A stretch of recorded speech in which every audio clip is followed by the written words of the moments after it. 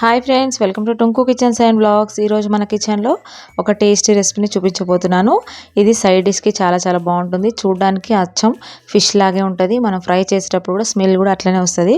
Fish fry చేస్తున్నారేమో అనుకుంటారు, అట్లనే వస్తుంది అనమాట స్మెల్ కూడా. ఇది అరటికాయతో చేసుకునే ఫ్రై అనమాట. ఇది చాలా సింపుల్గా ఈజీగా చేసుకోవచ్చు అండ్ తొందరగా కూడా అయిపోతుంది. ఇంకొకటి, ఫిష్ తినని వాళ్ళకైతే ఇది బెస్ట్ అని చెప్పొచ్చు అనమాట. అంటే ఫిష్ నచ్చని వాళ్ళు ఉంటారు కదా, స్మెల్కి కొందరు నచ్చదు కాబట్టి ఈ విధంగా కూడా ఇలా అరటికాయతో ఇలా చేసి పెట్టచ్చు. మరి ఇంకెందుకు లేట్ చేయకుండా ఎలా చేసుకోవాలో స్టార్ట్ చేసుకుందాం. ముందుగా ఇలా కచ్చా అరటికాయలను తీసుకోవాలి. ఇక్కడైతే ఒక 2 అరటికాయలు తీసుకొని ఎలా చేసుకొని చూపిస్తాను. ఇలా తీసుకున్న దాని పైనుంచి పొట్టంతా తీసేసుకొని అప్పుడు ఒక గిన్నెలో వాటర్ తీసుకొని అందులో ఒక స్పూన్ సాల్ట్ వేసుకొని ఫస్ట్ ఒకసారి కలుపుకోవాలి. ఆ సాల్ట్ అంతా కరిగిన తర్వాత నేను ఇక్కడ చూపిస్తున్నట్టు అరటికాయల్ని మిడిల్లా కట్ చేసుకొని ఇలా స్లైసెస్ లాగా మిడిల్లోకి సన్నగా కట్ చేసుకోవాలన్నమాట. ఇక్కడ చూస్తున్నారు కదా, ఈ విధంగా కట్ చేసుకుంటే మనకి ఫ్రై చేసుకోవడానికి ఈజీగా ఉంటుంది అనమాట. మరి చిన్న పీసెస్ కాకుండా ఈ సైజులో కట్ చేసుకోవాలి. అన్నీ కూడా ఇలా కట్ చేసుకొని వాటర్లో వేసుకోవాలి. ఇలా మనం సాల్ట్ వాటర్లో వేయడం వల్ల ఏంటంటే అవి మనం కట్ చేయగానే వెంటనే నల్లగా అయిపోతాయి కదా అరటికాయలు. అలా సాల్ట్ వేసి కడుక్కోవాలన్నమాట ఈ అరటికాయలని. ఇలా అంతా ఒకసారి వేసుకొని మంచిగా ఒకసారి కలుపుకొని అవి తీసేసుకొని వాటర్ అంతా పోయే వరకు ఒక జాలి గిన్నెలో వేసి పక్కన పెట్టుకోవాలి. ఇప్పుడు దీనికి మసాలా కోసం ఒక మిక్సింగ్ బౌల్ తీసుకొని ఇప్పుడు ఇందులో ఒక 2 స్పూన్ల వరకు కారం వేసుకోవాలి. అట్లనే రుచికి సరిపడా సాల్ట్. దీంట్లో సాల్ట్ తొందరగా ఎక్కువైపోయినట్టు అనిపిస్తుంది, చూసి వేసుకోవాలి. ఇక్కడ 1 స్పూన్ ధనియాల పొడి, 1 స్పూన్ గరం మసాలా, 1/2 స్పూన్ జీలకర్ర మెంతుల పొడి, 1 స్పూన్ అల్లం ఎల్లిగడ్డ, అట్లనే ఒక 2 స్పూన్ల వరకు cornflour, 1 spoon Kashmiri chilli powder, అది ఆప్షనల్ అండి, వేసుకోకపోయినా పర్వాలేదు. అట్లనే 1 స్పూన్ కసూరి మేతి, ఇంకా ఒక నిమ్మకాయ మొత్తం పిండుకోవాలి రసం అంతా.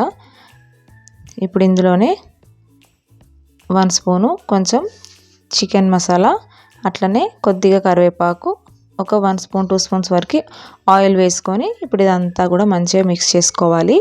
ఈ మసాలాలన్నీ ఒక పేస్ట్ లాగా అయ్యేలాగా ఇలా అంతా కలుపుకోవాలి. ఇప్పుడు ఈ కలుపుకున్న దాన్ని మనం ముందుగా వాటర్ అంతా పోయే వరకు పెట్టుకున్నాం కదా, అరటికాయ ముక్కలు కూడా ఇందులోనే వేసుకొని మంచిగా వాటికి కారం అంతా పట్టించాలి. అలా ఫాస్ట్గా కలిపితే కూడా అరటికాయలు అనేది విరిగిపోతాయి. నిదానంగా ఒక్కొక్క దానికి ఇట్లా మంచిగా మసాలా అంతా పట్టేటట్టు కలుపుకోవాలన్నమాట.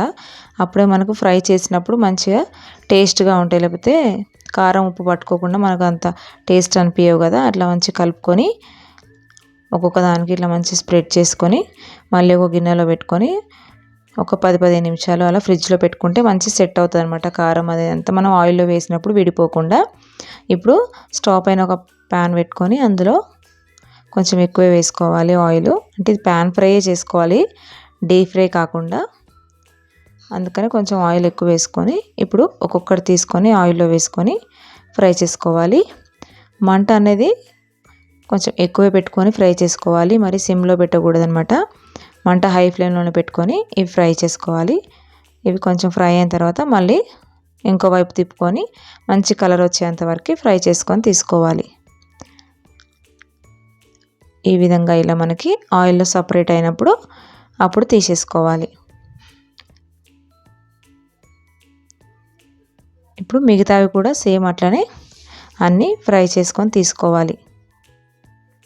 చూసారుగా ఫ్రెండ్స్, ఎంతో సింపుల్గా ఈజీగా ఈ బనానా ఫ్రైని చాలా తొందరగా కూడా అయిపోతుంది. ఇలా ఈజీగా చేసుకోవచ్చు సైడ్ డిష్కి ఎప్పుడైనా కూడా. మరి ఇంకెందుకు లేట్, మీరు కూడా ఒకసారి ఇలా విధంగా ట్రై చేయండి. చాలా టేస్టీగా ఉంటుంది.